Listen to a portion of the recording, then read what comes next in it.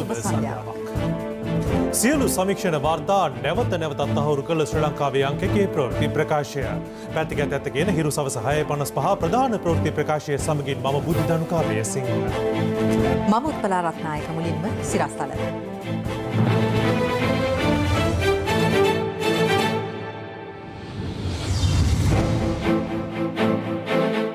ගත වූ දිනේ වැඩිම කොරෝනා ආසාදිතයන් බදුල්ලෙන් මරණ ගණන 350 ඉක්මවද්දී 63000ක් සුවය ලබයි. PCR වාර්තා පමාවීමේ ප්‍රතිඵලය. ඇතැම් පුද්ගලයින් අද දින රැගෙන ගිහිල්ලා පසු දිනේ නැවතත් ආපසු රැගෙන එන තත්ත්වයක් උද්ගත වෙලා තියෙනවා. මේක ගිලන් රථයක සංචාරයක් රැගෙන යාමක් හා සමානයි. බලය දුන් ජනතාවගේ විශ්වාසය ඉදිරියටත් රකින්න බවට අගමැතිගෙන් සහතිකයක්. පාතාල සමථතා ඇති පොලිස් නිලධාරීන් විමර්ශනයට විශේෂ ඒකකයක්. ඉන්දියාවේ හිමකඳු කඩාවැටීමකින් 100කට වැඩි පිරිසක් මිය යයි. ශ්‍රී ලංකා ටෙලිකොම් සහ මොබිටෙල් සේවා එක්තැන්ව SLT මොබිටෙල් ලෙසින් අලුත් ගමනක SLT මොබිටෙල් එකම එක සබැඳියාව. ගත වූ දිනේ හඳුනාගෙනු කොවිඩ් ආසාදිතයන් අතරින් වැඩිම සංඛ්‍යාව වන 197 දෙනෙකු බදුල්ල දිස්ත්‍රික්කයෙන් වාර්තා වුණා. මේ අතර මෙරටදී සිදු කෙරෙන PCR ධාරිතාවයේ සැලකිය යුතු අඩුවීමක් සිදු ඇති බව රජයේ වෛද්‍ය නිලධාරීන්ගේ සංගමය පවසනවා. දවසේ පුවත COVID-19 ආසාදිතයින් 362 දෙනෙකු අද දිනේ හඳුනා ගැනීමත් සමග මෙරට සමස්ත ආසාදිතයින් සංඛ්‍යාව 68938ක් දක්වා ඉහළ ගියා. පුද්ගලයන් 726 දෙනෙකු අද සුවය ලැබූ අතර ඒ අනුව සුව වූ සංඛ්‍යාව සටහන් වන්නේ 63401ක් ලෙසයි. ගත වූ දිනේ වාර්තා වූ ආසාදිතින්ගෙන් වැඩිම පිරිස බදුල්ල දිස්ත්‍රික්කයෙන් හඳුනා ගැන්වූ අතර එම සංඛ්‍යාව 197ක්. ඉන් බහුතරය වාර්තා වී ඇත්තේ මහියංගනය ගැමුණුපුර ඇඟලුම් කර්මාන්ත ශාලාවෙන්. එම කර්මාන්ත ශාලාවෙන් නව ආසාදිතයින් 185 දෙනෙකු වාර්තා වීමත් සමග ඉන් හඳුනා ගැන්වූ ආසාදිතයින් සංඛ්‍යාව 379ක් දක්වා ඉහළ ගියා.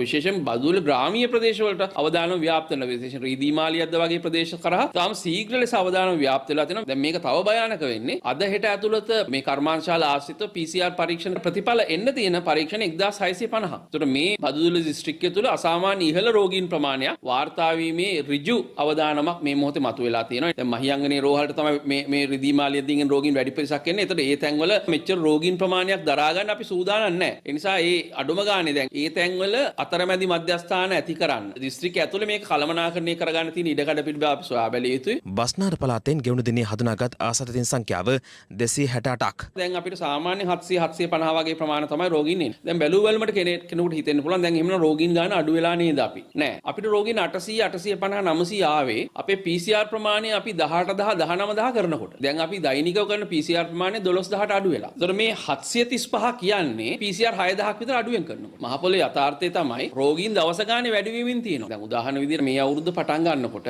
අපේ සාමාන්‍යයෙන් PCR පොසිටිව් රේට් එක තිබුණේ 3% මට්ටමේ. අද දල වශයෙන් අපි ගත්තාම මේක 6කට එහා පැත්තට වැඩි වෙලා තියෙනවා. සමහර තැන්වල මේක 15 20 පැනලා තියෙනවා. ඒ කියන්නේ දල වශයෙන් සමස්ත රටම ගැන කතා කළත් මේ අවුරුද්දේ ආරම්භයේදී අපේ තිබිච්ච අවදානම දෙගුණ වෙලා තියෙනවා. මොකද ලෝක සෞඛ්‍ය සංවිධානයේ කට් ඔෆ් එක විදිහට දීලා තියෙන 5% කියන එක. ඒ කියන්නේ අපි රටක් විදිහට අවදානම් වලට දැන් අපි වැටලා ඉවරයි. මේ අතර PCR පරීක්ෂණ වාර්තා ලැබීමේ දැඩි ප්‍රමාදයක් පවතින බවට මහජන සෞඛ්‍ය පරීක්ෂකවරුන්ගේ සංගමය චෝදනා කරනවා. දැනට පවතින තත්ත්වය අනුව රසායනාගාර වාර්තාවක් පැමිණීම සඳහා අවම වශයෙන් දින 5කට ආසන්න කාලයක් ගත වෙනවා. රෝහල් පහසුකම් සහ ප්‍රවාහන පහසුකම් සපයා ගැනීමට තවත් දින 2ක් 3ක් ගත වෙන්න පුළුවන්. මෙහෙම ගත වුණාම මේ රෝගියා දින 8කට නැත්නම් 9කට ආසන්න කාල සීමාවක තමයි මේ රෝගියා ප්‍රතිකාරක මධ්‍යස්ථානයක් කරා යොමු කරන්න අපිට හැකියාව ලැබෙන්නේ. කෙසේ වෙතත් දැනට ප්‍රතිකාරක මධ්‍යස්ථානයේ සාමාන්‍ය ක්‍රමවේදය PCR පරීක්ෂණය කරපු දිනේ ඉඳලා දින 10ක් පමණ ප්‍රතිකාරක මධ්‍යස්ථාන තුල රඳවා ගන්න. ඉන් එහා රෝග ලක්ෂණ තීව්‍ර වීමක් දකින්න ලැබෙන්නේ නැත්නම් ඇතැම් පුද්ගලයන් අද දින රැගෙන ගිහිල්ලා පසු දිනේ නැවතත් ආපසු රැගෙන එන තත්ත්වයක් උද්ගත වෙලා දෙනවා. විශේෂයෙන්ම මේක නිකන් ගිලන් රථයක සංචාරයක් රැගෙන යාමක් හා සමානයි. ඒ නිසා අපි නැවතත් ඉල්ලන්නේ යම් රෝග ලක්ෂණ පහළ නොවන ආසාදිතයින්ට ඔවුන්ගේ නිවෙස් තුල රැඳී ඉන්න අවස්ථාව දෙන්න. ඒ වගේම දෛනිකව වාර්තා වෙන COVID-19 රෝගීන් සංඛ්‍යාවේ විශ්වසනීයත්වයෙන් තොර බවට අපිට යම් සාධක අනාවරණය වෙනවා. මරණ සම්බන්ධවත් යම් ගැටලුකාරී තත්ත්වයන් වාර්තා කොවිඩ් ආසාදනයෙන් සිදු වූ මරණ 8ක් වාර්තා වීමත් සමග මෙරට සමස්ත මරණ සංඛ්‍යාව 351ක් දක්වා ඉහළ ගොස් තිබෙනවා. නාවලපිටිය ප්‍රදේශයේ දෙමළ මාධ්‍ය පාසලක 7 වැනි සහ 11 වැනි ශ්‍රේණිවල අධ්‍යාපනය ලබන සිසුවියන් 15 දෙනෙකුට සහ ගුරුවරයෙකුට වෛරසය ආසාදිත බව තහවුරු වුණා. අතුරුගිරිය ප්‍රදේශයේ පාසලක ගුරුවරයෙකු සහ සිසුවෙකු වෛරසය ආසාදිත බව හඳුනාගෙන තිබෙනවා. සිසුවා අධ්‍යාපන ලැබූ පන්තියේ සියලු සිසුන් ස්වයං නිරෝධායනයට යොමු කළ බව මහජන සෞඛ්‍ය පරීක්ෂකවරුන් සඳහන් කළා. මේ අතර කොවිඩ් වෛරසය සඳහා එන්නත් ලබා දීම ආරම්භ කළ පසුගිය 29 වනදා සිට ඊයේ දින දක්වා කාලය තුළ පුද්ගලයන් 1,60,148 දෙනෙකුට එන්නත් ලබා දී ඇති බව වසංගත රෝග විද්‍යා අංශය පවසනවා. ඊයේ දිනේදී එන්නත් ලබා දුන් පුද්ගලයන් සංඛ්‍යාව 3,838ක්. රජය විසින් මේ අවස්ථාවෙන් ඇනවුම් කර තියෙනවා ඔක්ස්ෆර්ඩ් ඇස්ට්‍රාසෙනිකා එන්නත ලබා ගැනීම සඳහා මාත්‍රා මිලියන 18ක් මේ සමාන වෙනවා මිලියන 9ක් ජනතාවට මේ අපේ රටට ආවට පස්සේ ප්‍රමුඛතා ලැයිස්තුවක් අනුව ඉලක්කගත කණ්ඩායම් වලට ලබා දීම සිදු වෙනවා. අපිට මේ අවස්ථාවේදී ඔක්ස්ෆර්ඩ් ඇස්ට්‍රාසෙනිකා එන්නත පමණක් නෙවෙයි අපි අධ්‍යයනය කරගෙන යනවා රුසියාවේ නිපදවන ස්පුට්නික් කියන එන්නත සම්බන්ධව. ඒකම චීන නිෂ්පාදිත සයිනෝෆාර්ම් කියන එන්නතත් අපි අධ්‍යයනය කරගෙන යනවා. රුසියානු සමූහාණ්ඩුවේ උදව් අරගෙන ලංකාවේ මේක නිපදවන්නත් අපිට හැකියාවක් තියෙනවා. ඉතින් මම හිතන්නේ ඒකත් අපි අනිවාර්යයෙන්ම සොයා බල යුතු කාරණයක්. හොංකොංගින් සිට දිවයිනට පැමිණි ශ්‍රී ලාංකිකයෙකු දෙරටේ නිරෝධායන ක්‍රියාවලියේ ඇති වෙනස සම්බන්ධයෙන් අදහස් පළ කළා. හොංකොං වලදී ලෙඩෙක් එළියට බහින විදිහට තමයි සැලකුවේ. හැබැයි මෙතන අපේ හමුදාවේ තියෙන විශේෂ ලක්ෂණය නීතියයි ඩිසිප්ලින් එකයි එහා ගියපු මනුස්සකමේ සම්බන්ධයක් තියෙනවා. කොවිඩ් ආසාදනයෙන් ජීවිතක්ෂයට පත් වූ මෙරට පළමු වෛද්‍යවරයා වන වෛද්‍ය ගයාන් දන්තනාරායන මහතාගේ ගුණසිහි කිරීමේ වැඩසටහනක් වවුනියාව නගරයේදී සිදු කෙරුණේ දෙමළ ජනතාවගේ සහභාගීත්වයෙන්. දවසේ පුවත COVID-19 මර්ධනය සඳහා ඉන්දියාව නව එන්නත් 7ක් නිෂ්පාදනය කර තිබෙනවා. ඉන්දිය රජය තීරණය කර ඇත්තේ පරීක්ෂණවලින් පසු මාර්ගගත ක්‍රමවේදයක් ඔස්සේ රටේ සෑම පුරවැසියෙකුටම මේ වසර අවසාන වීමට පෙර එන්නත් ලබා දීමටයි. COVID-19 මර්ධනය සඳහා මේ වන විට ලෝපුරා එන්නත් 7කට පමණ විවිධ රටවල අනුමැතිය හිමිව තිබෙනවා. බ්‍රිතාන්‍යයේ ඔක්ස්ෆර්ඩ් ඇස්ට්‍රාසෙනිකා එන්නත, අමරිකාවේ ෆයිසර් එන්නත, මොඩර්නා එන්නත මේ වන විට ලොව රටවල් රැසක් විසින් භාවිතයට ගනු ලබනවා. එවන් පසුබිමක කොවිඩ් මර්ධනය කළ හැකි තවත් නව එන්නත් 7ක් නිෂ්පාදනය කර ඇති බව ඉන්දිය සෞඛ්‍ය අමාත්‍යවරයා නිවේදනය කළා. ඉන් එන්නත් 5ක් පමණ මේ වන විට සෛනික අත්හදා බැලීම් සඳහා යොමු කර ඇති බවයි ඉන්දිය සෞඛ්‍ය අංශ පෙන්වා දෙන්නේ. ඒ අනුව ලොව දෙවෙනියට වැඩිම ජනගහනයට හිමිකම් කියන ඉන්දියාවේ බිලියන 1.36ක වැසියන් මේ වසර අවසානයට පෙර එන්නත් කිරීමට ඉන්දිය රජය අපේක්ෂා කරනවා. අලුතින් නිෂ්පාදනය කරන මෙම එන්නත් අලෙවි නොකරන බව ඉන්දිය සෞඛ්‍ය අමාත්‍යවරයා ප්‍රකාශ කළා.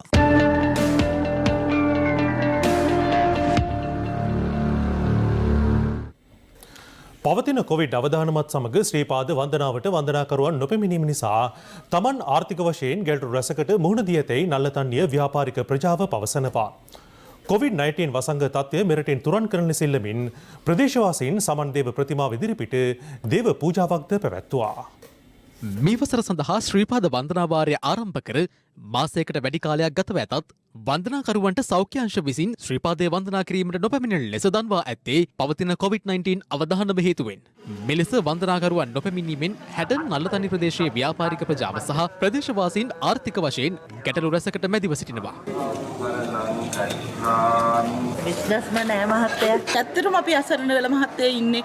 බිස්නස් එහෙම ගොඩාක් අඩුයි මහත්තයෝ. දැන් අවුරුදු 3ක්ම අපිට කිසිම බිස්නස් එකක් නෑ. කොරෝනාවේ ගිය අවුරුද්දේදී අයිඩස් කාර්යෝන්ගේ ප්‍රශ්නේ ඉඳන්ම නෑනේ මහත්තයා. ගොඩක් අසරණ වෙලා ඉන්නේ. අවසර අරගෙන දාවේ. ඔව්. උඩ සිරංගි හිටියද? කියනකොට නඩ දෙකයි. පෞද්ගලික අංශයේද සහාය ඇතිව ශ්‍රීපාද හැටන් මාර්ගය විෂ විචාරණය කිරීමටත් නිසි නිරෝධායන උපදෙස්වලට අනුව ශ්‍රීපාදය කරුණා කිරීමට අවස්ථාව වන්දනාකරුවන්ට ලබා දිය හැකි නිසාත් එම මාර්ගය ඔස්සේ ඉදිරියේදී හෝ වන්දනාකරුවන්ට පැමිණීමට අවස්ථාව ලබා දෙන්නයි ව්‍යාපාරික ප්‍රජාව ඉල්ලා සිටිනවා. නිසාපතිතුමාත් එක්ක සාකච්ඡාවක් තිබේ. අපි ඉල්ලීමක් කරා එතුමාගෙන් මේ මාස 6 ශ්‍රීපාද කරලා තමයි අවුරුද්දම ජීවත් වෙන්න ඕනේ. මාස 6න් ඉතුරුලා තියෙන පෙබරවාරි මාර්තු මාස දෙක විතරයි. ඒ දෙකේවත් වන්දනාකරුවන් එව්වේ නැත්තම් මේ ඉන්න මිනිසුන්ට මහපාට බහින්න වෙන්නේ ජීවත් වෙන්න කිසිම මාර්ගයක් නැති වෙනවා. මේ අතර COVID-19 වෛරසය මෙරටින් තුරන් කරන ලෙස ආයාචනා කරමින් නල්ලතන්නියේ නාගතිප විහාරස්ථානයේ පිහිටි සමන්දේව ප්‍රතිමාව අභියස ප්‍රදේශවාසීන් සහ ව්‍යාපාරිකයින් එක්ව විශේෂ දේව පූජාවක්ද පැවැත්වුවා. රත්නපුරා පාරේ මේ තහනම නැහැ. මේ පාරවල් දෙකෙන්ම යන්නේ එක ස්ථානයකට යන්නේ. ඒතකොට මේ පාරවල් දෙකේ ඒ නීති දෙක. අපි ඉල්ලන්නේ කරුණාකරලා මේ පාරවල් දෙකේම එක නීතියකට එන්න. එක පැත්තක් ඇරලා එක පැත්තක් හිතානම් කරන්නේ. තමන්ට බලය ලබා දුන් ජනතාවගේ විශ්වාසය ඉදිරියටත් රකින බව අග්‍රාමාත්‍ය මහින්ද රාජපක්ෂ මහතා අවධාරණය කරනවා. මිහිඳු නිවහන ව්‍යාපෘතියේ සමාරම්භක අවස්ථාවට එක් වෙමින් අග්‍රාමාත්‍යවරයා මේ බව සඳහන් කළා. තම කුලදරුවන් ශාසනයට පූජා කළ මව්පියන්ට උපහාර පිණිස මිහිඳු නිවහන නිවාස ව්‍යාපෘතියේ සමාරම්භය සියඹලාන්ඩුව බුද්ධම රජ මහා විහාරස්ථානයේදී අග්‍රාමාත්‍ය මහින්ද රාජපක්ෂ මහතාගේ ප්‍රධානත්වයෙන් පැවැත්වුණා. මෙහිදී අග්‍රාමාත්‍යවරයා මිහිඳු නිවහන ව්‍යාපෘතියේ සන්නස්පත්‍රය අග්ගමහා පඬිතු ශ්‍රී ලංකා රාමඤ්ඤ මහනිකායේ මහානායක අතිපූජ්‍ය මකුලෑවේ ශ්‍රී විමල මහනාහිමියන්ට පිළිගැන්වුවා.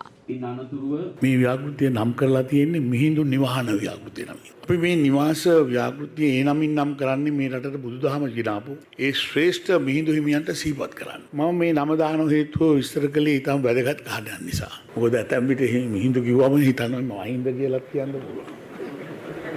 මට මතකයි 2015 අපි පරාද වෙලා ගෙදර ගියාම අපේ තියෙන හැම දෙයකින්ම යහපාලන ආණ්ඩුව පරිගත්තා. අපි පටන් ගත්ත සංවර්ධන ව්‍යාපෘතිය නතර කළා. මහින්දෝදේ විද්‍යාගාරවල බෝඩ් කලවල විසිකලා විතරක් නෙවෙයි දරුවන් වෙනුවෙන් තිබුණ ව්‍යාපෘතිය නතර කරා. ඒ විතරක් නෙවෙයි යහපාලන ආණ්ඩුව විශාල වශයෙන් ශාසනයෙන් පරිගත්තු කියන එක මම අමුතුවෙන් කියන්න ඕනේ නැහැ. මට මතකයි දළදා පෙරහැරට අලියත්තු දෙන එකත් සීමා කළා. ඒ විතරක් නෙවෙයි පෙරහැරට වැඩම කළ අලියෙක් FCID එකටත් ගෙනිච්චා. දඹුල්ල රජමහා විහාරයේ පින්පෙට්ටියට සීල් තැබුවා. අලුතින් වෙනස් කළ ව්‍යවස්ථාවේ බුද්ධ ආගමට ප්‍රමුඛත්වය තියෙන වගන්තියවත් කළා. ඒ විතරක් නෙවෙයි භික්ෂුන් වහන්සේලාට හැඳින්වුවේ චීවරධාරියෝ. එහෙම කරපු ආණ්ඩුව සර්ව ආගමික අනාගාමික සංකල්ප මේ රටේ පළපදියම් කරන්න උත්සාහ කරා. එහෙම කළේ භික්ෂුන් වහන්සේලාට සිරගෙවල් වලට යවලා. අපි භික්ෂුන් වහන්සේලාගේ අවවාද අනුශාසනා නිරන්තරයෙන් පිළිගන්න ආණ්ඩුව. අපි කිසිම දවසක රටේ ස්වාධීනත්වයට බාධා වෙන අකුරක් කුමාවක් මේ රටේ නිර්මාණය කරන්නේ නැහැ. කරලත් නැහැ. යහපාලන ආණ්ඩු සමේ රණවිරුවන් දංගෙඩියට දක්වන ජිනීවා යෝජනාවලට සමානුග්‍රහය දක්වන්න ආණ්ඩුව කටයුතු කරා. මොනතරම් දුෂ්කර තත්ත්වයකට මුහුණ පාන්න සිදු වුණා. අපි ඒ යෝජනාවෙනුත් ඉවත් වුණා. MCC ගිවිසුම මේ රටේ අත්සන් කරන්න සියලු පිළිබිඹුපත් සූදානම් කරලා තිබුණේ. අපි MCC ගිවිසුමෙන් ඉවත් වුණා. ජනතාව අපි විශ්වාස කරලායි බලය දුන්නේ. ඉදිරියටත් ඔබගේ විශ්වාසය අපි රකිනවා කියන එක මතක් කරන්න. එක්සත් ජාතික පක්ෂයේ නැවත ගොඩනැගීම සඳහා එක්ව ගමනක් යා යුතු බව එම පක්ෂයේ නියෝජනායක රුවන් විජේවර්ධන මහතා පවසනවා. ඒ සිරිකොත පක්ෂ මුලස්ථානයේ පැවති කොළඹ දිස්ත්‍රික් කොටාස සංවිධායකවරුන්ගේ රැස්වීමකට එක් වෙමින්. රටට දැන් ආණ්ඩුව පැවැත්ලා තියෙනවා. ඒ වගේ විපක්ෂෙත් ඒ සෙතම තමයි වෙලා තියෙන්නේ. විපක්ෂේ කාර්යභාරය කරනවද කියන ප්‍රශ්නයක් ඇතිලා තියෙනවා. දැන් මෙතන අපේ පක්ෂයෙන් එක්සත් ජාතික පක්ෂේ മന്ത്രിවරයා පාර්ලිමේන්තුවට යවන්න නැත්නම් මොකද කියන අපේ රටවටම ගියාම හැමතැනම වහනවා. අපේ නියෝජිතය අපිට පත් කරලා යවන්න පුළුවන්කම තියෙනවා. හැබැයි නායකතුමා ගත්ත තීන්දුව නිවැරදියි කියලා මුල්ම අවස්ථාවේදී මමත් කිව්වා ඉක්මනින් යවන්න ඕනේ කියලා. නමුත් මම දැන් කියනවා නායකතුමා ගත්ත තීන්දුව හරිම නිවැරදියි කියලා. කනකොකාගේ සුද පෙන්නේ ගිල්ලෙනකොට විතරයි. ඉතින් ඒකින්ද නායකයෝ වෙන්න දැඟලුවට නායකයෝ කියලා බෝඩ් ගහගත්තට ක්‍රියාකාරකම් කොහොමද කියන එක අපිට හොඳට බලා ගන්න පුළුවන්. අපෙන් කණ්ඩායමක් හදාගෙන ගිහිල්ලා වෙනම පක්ෂයක් දැන් හැදලා තියෙනවා. නමුත් අපි ඉදිරියේදී මේ ආණ්ඩුවත් එක්ක සටන් කරන්නේ. මම හිතනවා අපි මේ ආණ්ඩුවේ ඉදිරි මහමැතිවරණයේදී සටන් කරන්නේ. ජනාධිපතිවරණයේ සටන් කරන්නේ. අපි දැන් මේ ධම්ම සූදානම් වෙනවා. අපි පක්ෂයත් එක්ක හැටියට ශක්තිමත් වුණොත් තමයි ඇත්තම අපිට ඉදිරියේදී අපි අනිත් කණ්ඩායමත් එක්ක එකතු වෙනවද තවත් පක්ෂයත් එක්ක එකතු වෙනවද කියලා අපිට තීරණයක් ගන්න පුළුවන් වෙන්නේ මැතිවරණ කාලේ. මොනවා වුණත් ලබන මහමැතිවරණයකදී ජනාධිපතිවරණයකදී අපි මේ ආණ්ඩුවත් එක්ක මේ ජනාධිපතිත් එක්ක සටන් කරන්න අපිට පොදු වේදිකාවක් අවශ්‍යයි. පක්ෂයක් හැටියට ශක්තිමත් වුණොත් තමයි ඇත්තම අපිට අවශ්‍ය නායකත්වය ලබා දෙන්න පුළුවන් වෙන්නේ පොදු වේදිකාව. අපි බෙදිලා මේ ගමනේ ගියොත් ඇත්තම ඒකේ වාසිය යන්නේ ආණ්ඩුවට. අපි එකතු වෙමු. අපි අත්වල බැඳගෙන මේ අලියව ආපහු නැගිටවල ගමු. COVID-19 වෛරසයෙන් ආරක්ෂා වීමට රටේ සියලු ජනතාවට එන්නත් ලබා දීමට පියවර ගන්නා ලෙස විපක්ෂ නායක සජිත් ප්‍රේමදාස මහතා රජයෙන් ඉල්ලා සිටිනවා. තනමල්විල බෝධාගම ප්‍රදේශයේ පැවති විපක්ෂ නායක ජංගම සේවයේ වැඩසටහනට එක් වෙමින් විපක්ෂ නායකවරයා මේ බව සඳහන් කළා.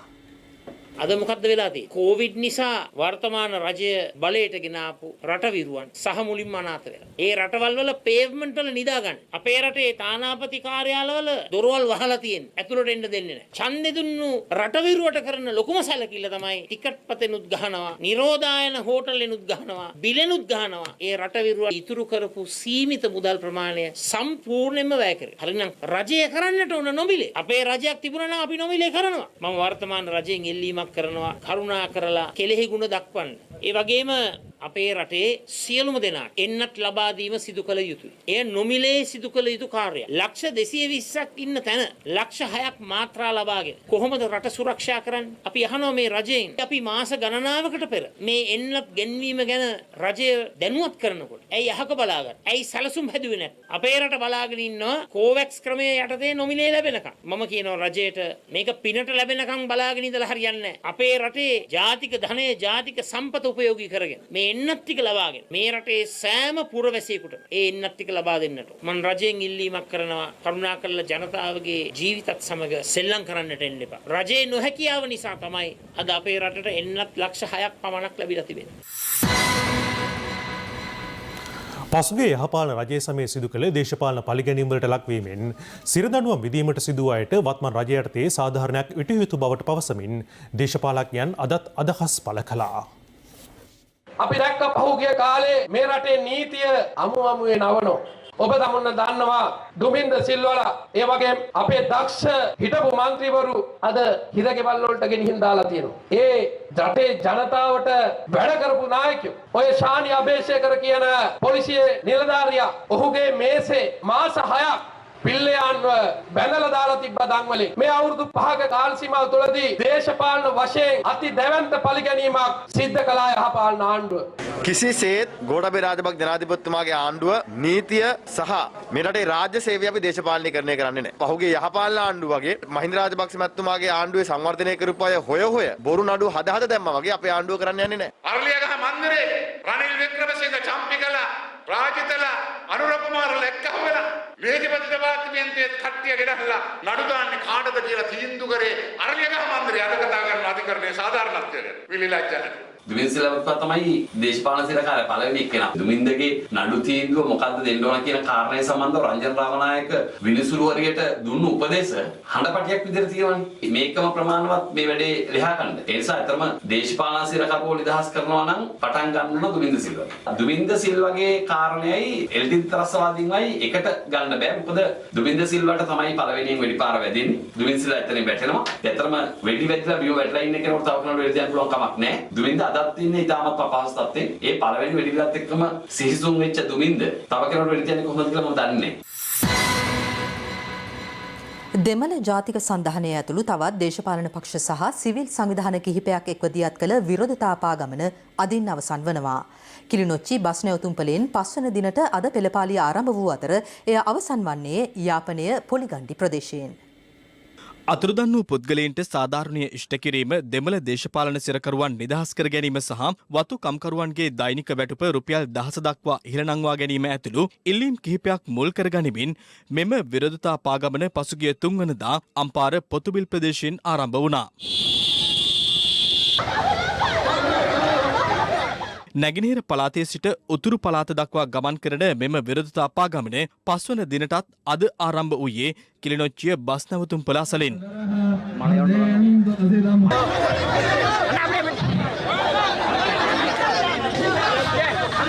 පාගමනට දෙමළ ජාතික සන්ධානය ඇතුළු තවත් දේශපාලන පක්ෂ සහ සිවිල් සංවිධාන කිහිපයක් එක්ව සිටියා.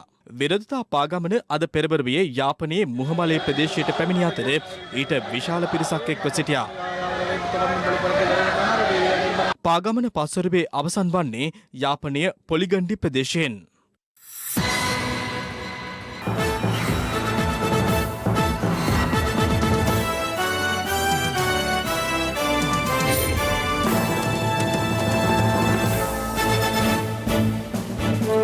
මහා පරිමාණ මද්‍රව්‍ය ජාවාරම් චෝදනා මත රක්ෂිත බන්ධනාගාරගතව සිටින කුඩු මංගලිකානම් කාන්තාවගේ පුත්‍රයා හෙරොයින් සමග අත්අඩංගුවට ගැනීමට පොලිසිය සමත් වුණා. මේ අතර විවිධ අපරාධවලට සම්බන්ධ බවට තොරතුරු හෙළිවන පොලිස් නිලධාරීන් සම්බන්ධයෙන් විශේෂ විමර්ශනයක් සිදු කරන බව අමාත්‍ය සරත් වීරසේකර මහතා අද පැවති උත්සවයකදී සඳහන් කළා. බස්නාහිර පළාත් දූෂණ මර්දන ඒකකයේ ලද තොරතුරක් මත ඊයේ පස්වරුවේ පෑලියගොඩ ප්‍රදේශයේ විශේෂ මෙහෙයුමක් දියත් කෙරුණා. එහිදී පෑලියගොඩ පට්ටිය හන්දිය කළුපාල මසලදී 23 හැවිරිදි තරුණයෙකු පරීක්ෂා කිරීමේදී ඔහු සන්තකයේ තිබී හෙරොයින් ග්‍රෑම් 20යි මිලිග්‍රෑම් 336ක් සොයා ගැනීමට පොලිසිය සමත් වුණා. පසුව සිදු කළ විමර්ශනවලදී අනාවරණ වී ඇත්තේ ඔහු ලක්ෂාන් ධනංජය හෙවත් කුඩු ධනු නැමැත්තා බවයි. මෙයාගේ පට්ටිය හන්දිය මේ බිස්නස් එක කරන්නේ මෙයාගේ අම්මා තමයි මංගලික කියලා කියන්නේ. එයා ලොකුට කුඩින් ලික් කරගෙන එයා දැන්ට ඇතුළේ ඉන්නේ ෂීප්. ඊපස්සේ එයා ඇතුළට ගියාට පස්සේ තමයි මෙයා මේ ජාම පටන් ගන්න තියෙන්නේ. දැන්ට මේ පැත්තම ජාලේ මෙයා තමයි මේවගෙන යන්නේ. මම දැන්ට ඉරේ දින්නේ. ඒ කුඩු වලට. තාත්තත් කුඩු වලට ගියා නේද ඉරේ? කොච්චර කල් තමයි මේ බිස්නස් එක කරනවා? මාසේ කම? අම්මා ඇතුළට ගියා. මගෙන් පස්සේ බිස්නස් එක පටන් ගත්තා. අම්මට කවුද කියන්නේ කුඩු මංගලිකද? කුඩුතනු යනු හෙරොයින් ජාවාරම නිරතවීම සම්බන්ධයෙන් අත්අඩංගුවට ගෙන රක්ෂිත බන්ධනාගාරගත කර සිටින කුඩු මංගලිකා නම් තැනැත්තියගේ පුත්‍රයයි. සැකකරු දීර්ඝ කාලයක සිට මද්‍රව්‍ය ජාවාරමේ නිරත වී ඇති අතර එමගින් උපයාගත් මුදල් වැයකොට සුඛෝපභෝගී ජීවිතයක් ගත කර ඇති බවද විමර්ශනවලදී අනාවරණ වී තිබෙනවා. අධිකරණයට ඉදිරිපත් කිරීමෙන් අනතුරුව ඔහු දින 14කට රක්ෂිත බන්ධනාගාරගත කර තිබෙනවා. මේ අතර මෙරට සිදුවන විවිධ අපරාධ සහ පාතාල ක්‍රියාකාරකම් වලට සම්බන්ධ බවට තොරතුරු හෙළිවන පොලිස් නිලධාරීන් සම්බන්ධයෙන් විමර්ශනය කිරීමට පියවර ගන්නා බව අමාත්‍ය සරත් වීරසේකර මහතා අද පැවති උත්සවයකදී සඳහන් කළා.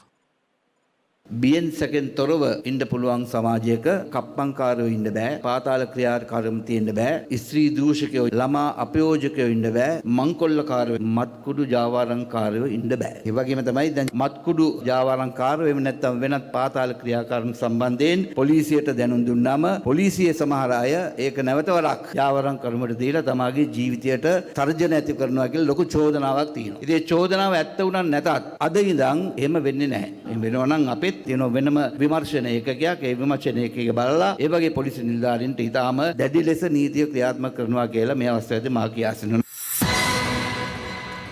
අනුරාධපුර පූජා නගරය ආසන්නයේ පිහිටි බුලන්කුලම වැව ආසන රක්ෂිතයේ ඉඩම් කට්ටිකර ඔප්පු පවා ලබා දීමට කටයුතු කර ඇති බවට පූජ්‍ය ජඹුරේවල චන්දරතන හිමියන් අද අනාවරණයක් සිදු කළා.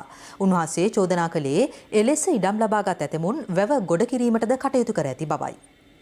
පණ්ඩුකාබේ රජ සමයේ අනුරාධපුර පූජා නගරය ආශ්‍රිත වේදී කළ එකල ගාමිණී වැව ලෙස හැඳින් වූ බුලන්කුළුම වැව ආශ්‍රිත ප්‍රදේශයේ ඉඩම් ජාවාරමක් සිදුවන බවට ලැබුණු තොරතුරු මත සිංහලේ අපි ජාතික සංවිධානයේ භික්ෂුන් වහන්සේ පිරිසක් එම ප්‍රදේශයේ නිරීක්ෂණය කිරීම සඳහා අද වැඩම කළා.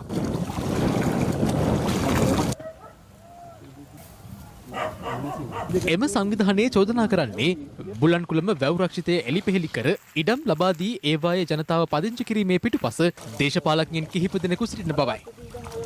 මම මේ ඉන්නේ වැවේ. මේ ප්‍රදේශයේ ගොවි සංවිධානයක ප්‍රධානියෙකුට තමයි මේ වැව ආක්‍රමණය කරලා මේ වැවේ කුඹුරක් අස්වද්දලා තියෙන්නේ. වැව ආසන්නයේ පිහිටි රුවන්වැලි මහසය ඇතුළු පූජා ස්ථාන සඳහා කිරි ආහාර පූජා කෙරෙන මැටි පාත්‍ර ගෙනවිත් වැව්මායිමේ ඉඩම් ගොඩ කිරීමට යොදාගෙන ඇති ආකාරයයි මේ.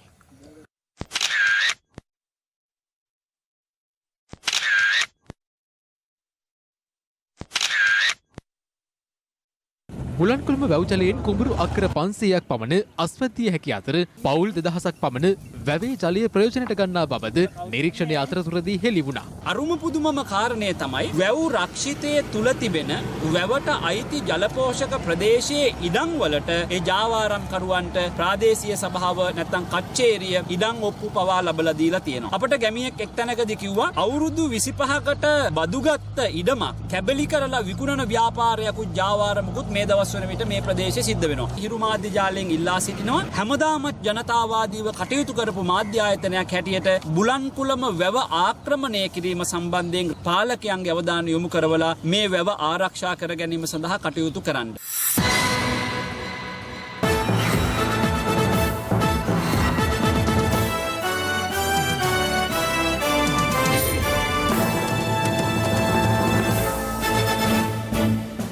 දැන් රටවටා හිරු. රටවටා හිරු.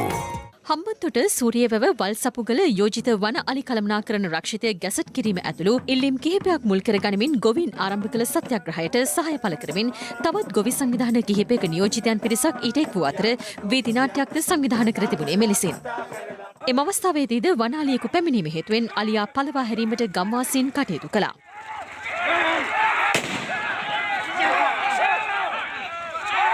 නිකවරටිය කොබේගනේ මාර්ගයේ යකඩවත ප්‍රදේශයේදී අධික වේගයෙන් ධාවනය කළ ත්‍රිරෝද රථයක් වේගය පාලනය කරගත නොහැකිව මාර්ගයෙන් ඉවතට පැන අනතුරට ලක්වන ආකාරය ආරක්ෂක කැමරාවක මෙලෙස සටහන්ව තිබුණා. තිස්සමහාරාම ප්‍රදේශයේ කිරිඳිඔයේ අනවසර වැලි කැණීම් නිසා එහි ඉවුරු දැවැන්ත ලෙස ඝාතනය වන බවත් මේ පිළිබඳව අදාළ බලධාරීන් දැනුවත් කළද කිසිදු පියවරක් මේ වනතුරුත් ගෙන නොමැති බවටත් ප්‍රදේශවාසීන් චෝදනා කරනවා. රටවටා හිරු.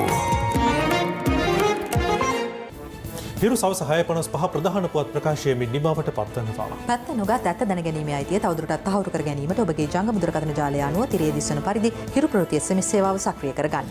යලිත් හැම රාත්‍රී 9:55ට. අයිබෝවන්.